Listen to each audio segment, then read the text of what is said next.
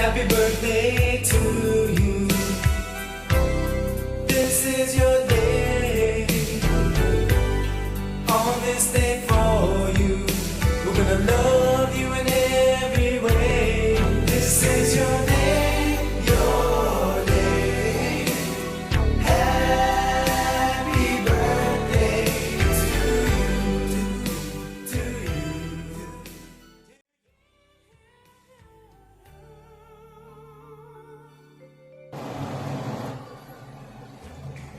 How old you now, Mom? 50. Oh, you old, yeah?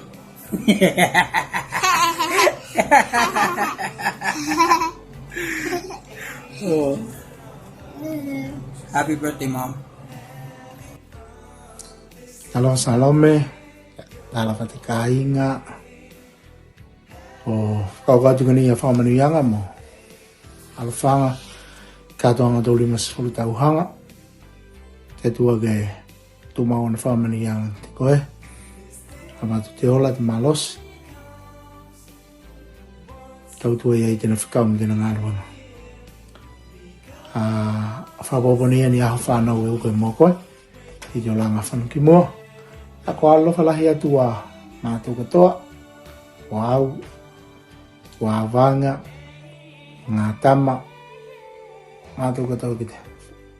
Ki te koe tau lima se fulu tau hanga. Whamoe moanga ke whanawhanu leia. Polo kalame tau waha whanau. Kai ke fia hoki koe. Ki whakatokanga a tama. Au tama mo. Ka inga. I tau waha whanau. Alofa lahi atu mātou. Kai ke manui ate. Lima se fulu tau hanga. Te alofa, te angalei te atua. Manuia. Ia, mai tuvalu maua mo mata wawanga mo lata.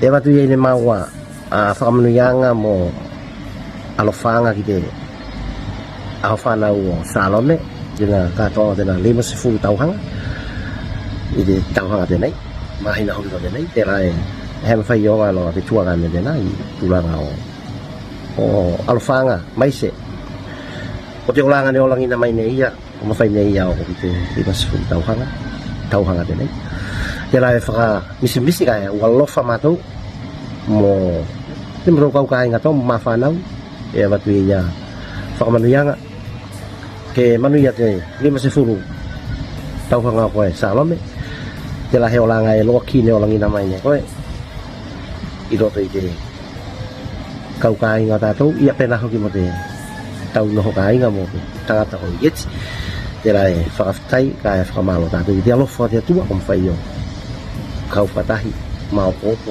kau kai ngā koe kona i pango ia pena heki mātou i kona i e amana ia kai mana tua atu te mātou koe i te lima se fulu tauhanga koe i te whamanatua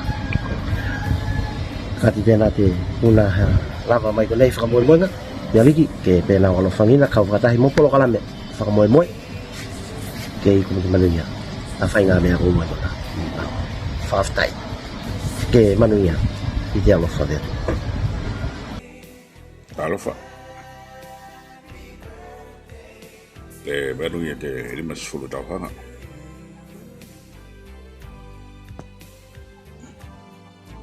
o ia tēnā a tari tonu ko ronde kai tēnā ke tēnā po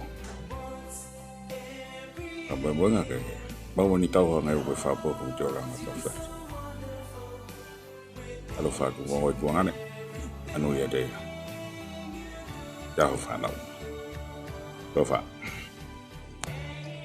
Tāla whai tai o ko tēnei, ia momo wiki ane tātou te alapa te atua, momo whai mawan tātou te hao fō, tai hao fō, kai mai se ia whakamunuianga ki te hao whanau o tōku taina, te lai pere te kuloto, Salome, la tesa, ia ti taia, te la, ko kātou tō lima sifuru tauhanga, e whakatai tātou ki te alapa te atua, dena whenā tauhinga, mai ki runga te koe, mai se ia i holanga e loa ni maalanga mai e koe, ia e uke mahaki ni whakapianga i mo koe, ai wiki te alapa te atua, o mwhai o ko mai koe, tō lima sifuru tauhanga. E whai numela e whai ngata, mana noho tātou ngā whakō ki ai, te rara, pamia he lau hia mo koe ke manoia te kausakina mai se tau tua mai kona i lote tēnā kau mi tēnā ngā ruenga ke whakamanoia ngina tō lana katoa ne te aliki. Ala whātu katoa mātou mai konei aku moko puna moko whanau. Kāti tēnā fua, ina ka wakaleu. Moria tōku alawhanga ki tōku taina Salome, te katoa ngana 5 tauhanga. Pakaftai te alofa te atua ko mahua tōu 5 tauhanga, e tēnā tauhenga. Alofa lahi atu maaua mo maa tama mo mokopuna ki te koe taina i tō aho whanau. Alofa lahi atu te whetauwe. Talofa e fia whakako atu ma alofanga mo whakamanuianga a maaua ma whanau ki te koe tuku taina pele la tesa i tō 5 tauhanga. Whakamanuia e fia koe i tō aho ngali tēnei. Ko maua mai kalane ma mō ke keo. Manuia! Manuia. Bula, talofa. Kama te panonga moja tua alfanga. Te loma tua ko Salome. Katoa ngata 5 tausanga. Paputo nui te sute nei. Ia, o moja tua alfanga. Mo whamunianga. Manuia te atua ki tūlanga te katoa ngata 5 tausanga. Katoa i te sone. Ia, na te lau niuta. Ia, o matua o katoa 5. Ia, whai koe mo tupuna, alofa, ngai, i umoko puna, mau ka whanau, i whamami atu, tau aso whanau tēnei, ia tau tonu o tine, sakatau panu ne ieti mo whaitau, 5 tau sanga i te aso tēnei, ia alofa te atua whamanu ia, pe nā whoki whamui moenga te aso tēnei, kau whatasi atu nungai, koutou mai si te 5 tau sanga, te la koko koiki te aso tēnei. Ala fatu matou mai konei e bula land ya koutou pena foki de birthday lady ya so de ni ya kai talo sanga mai te tawhanga matou de ni ka saumi atu kei to konta fau e pena foki fa manuia te tawhanga mo te manu malo matou ya ala fatu to fa soifua ala fa anti Salome ke tula tēnei. Te rundeloto koe ko 50 kilo i te hau tēnei. Ia kai mai se mālunga mai ei te whakastai ke mga tamana te lang. Mō tēne tau hinga alofa ke lunga i tō ulanga. Tēnei ko ola mai koe.